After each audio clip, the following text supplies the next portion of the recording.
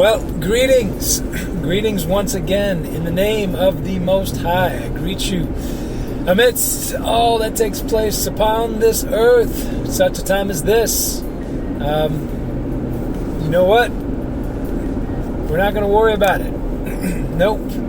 We're not going to worry about any of the things that are going on, but we are going to take action. We are going to engage.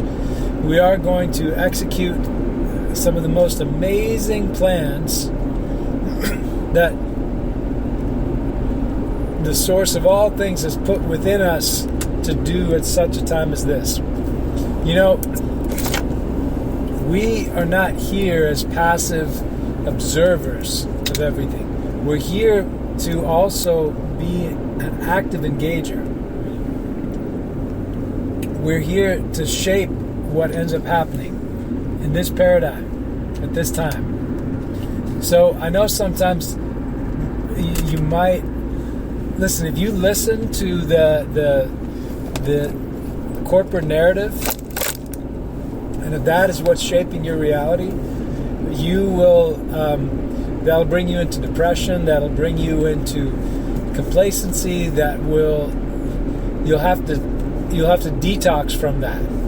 But you know, if you do, just do it with your eyes open and know what you're dealing with, so you don't have to get too much of it on your feet when you shake your dust from your feet and walk away from that. But right now, the things that are necessary are going to be revealed within you. The actions to take will come from within. The way to feel about what's taking place around you will come from within, not from without. It's going to be an internal quickening, and you know, very often those instructions can come very fast, and you can be very effective in them. You know, instead of lamenting and wringing your hands for days and days and days, sometimes it's just a very quick thing. Here's what you do.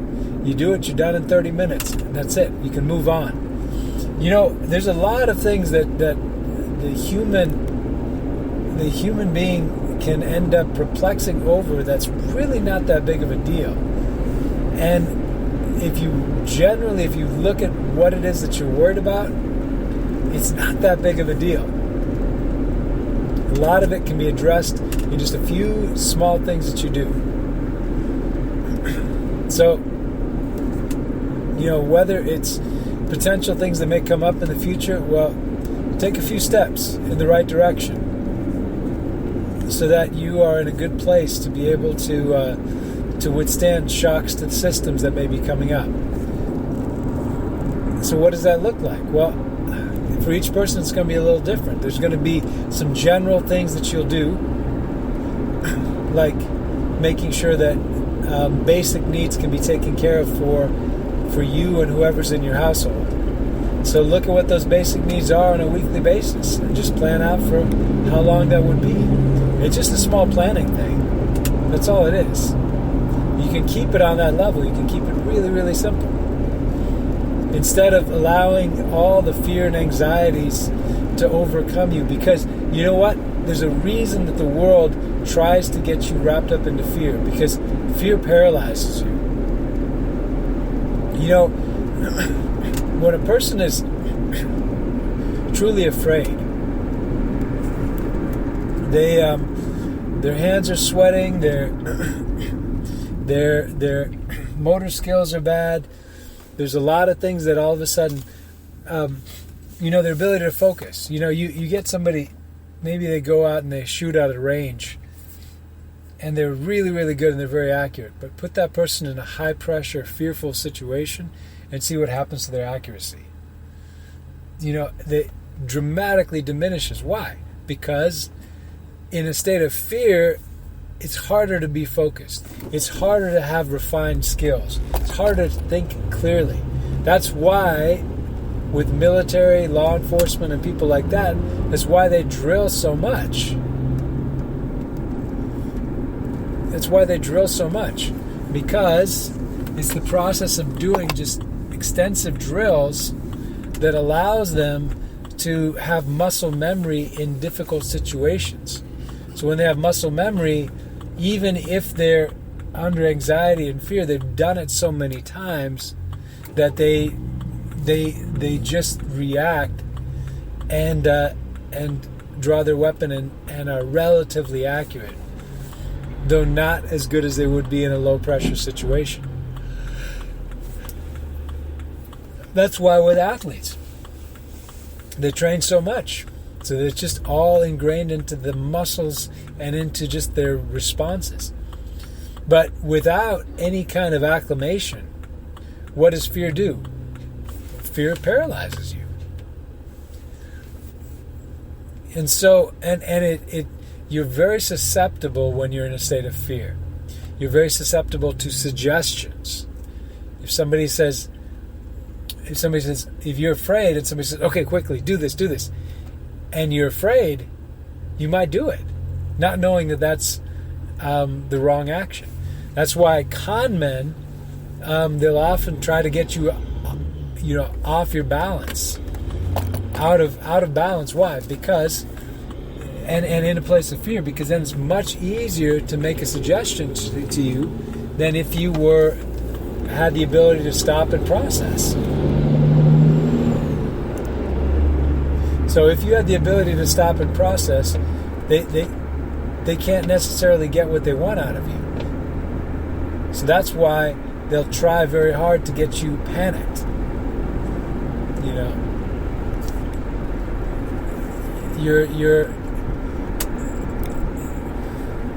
And you can see it in so many different ways that scams are done. So perfect love drives out all fear. When you step away from the fear, and you step away from the sources of fear. Okay, sources of fear right now include the corporate narrative, which is on purpose designed to bring you into fear, division, anger, resentment, animosity with your neighbor who's got no issue with you and you have no issue with them, but to put division and strife between you. Okay, but that's a big source of fear, that place. Another one is frequencies. They've been blanketing people with frequencies and low vibrations. You think just most music that's out there in the corporate and the overt open access to the public is all, just look at the frequencies that they're done at. There's a reason for it, and it is to lower and to match your vibration with something lower, because in a lower state, the lower states are also more susceptible to fear. The lower states are more susceptible to dis-ease. So they do these things to bring you down so that you can be manipulated, so that you can be suggested to, so that you can be controlled. You understand? So your food. When you eat high vibrational food and you feel healthy and you're getting your nutrients from something that's going to help you, that's tough for them. That's why they want to get you eating low vibrational, processed junk. Now, just try to bring some good things into your home and into your experience. In the new place that we moved into, first time wanted to try it. Started growing some herbs, and started growing some vegetables. I'm not doing great at it, but I'm not doing terrible either. And but just doing it, just the process of doing it is healing. And when you start eating from those places, you can tell the difference in the food, and your body can tell the difference. Because when something was just drawing energy from the sun 30 minutes ago, and then it goes into your system in that raw, or very close to that raw form, and then just quickens your body, you can feel it. So, things like that. Higher vibrational foods will then result in a higher vibrational experience for you. So don't worry about this stuff. But just adjust. That's all. A simple way to do it is just to take an assessment and say, okay, here's what you're doing. What's one thing you can do that might change things up a little bit? Okay? When you exercise, what does that do? Well, it gets the molecules in your body moving faster. Everything. Blood's flowing faster, things are moving around, things are being stirred up, toxins are being flushed. Yes. So, so just toss that into the mix. So when you start to look at just your life and say, okay, where are the places where you're being bombarded? Okay, cut those down a bit. Where are the places where you can raise up and make a couple changes in the positive direction? Just do those. You don't have to make massive shifts. Just do little incremental things and see how those little things over time make a big difference. When you've got the knowledge and the understanding within you, then you can draw it out anytime. So even if you say you don't want to do it right now, then don't. But come back to it. But you know how to have a healthy diet and be active and be at your best and control your mind space. Once you know how to do those things, once you know when you've got toxic people in your life, to cut them out and to bring in the people that are going to be encouraging and strengthening, and that you can also be the same for them. Those kind of things, when you know how to do that, it's very powerful. When you do that and you exercise that, even more so. You start with the understanding, and then you start to implement and add that understanding into your life and into your experience.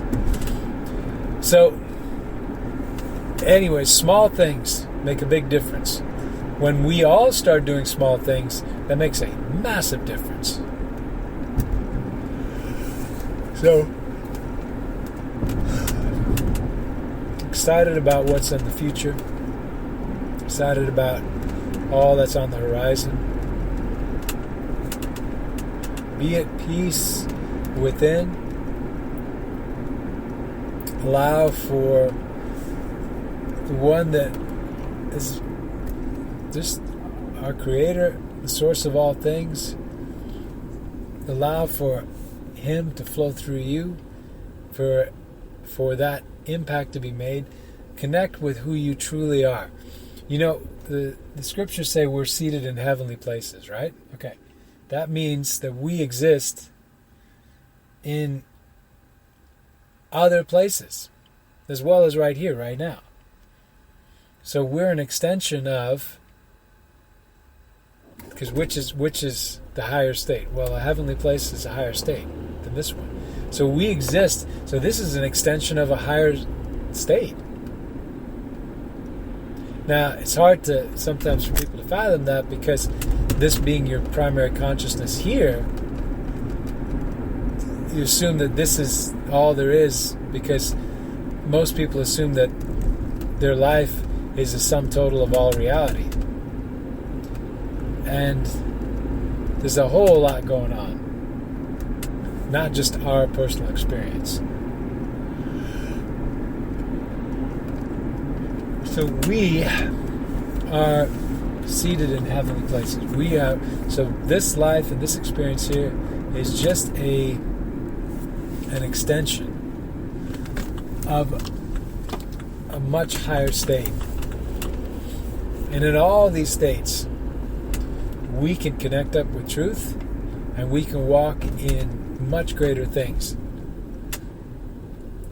But you've got to stay on that path.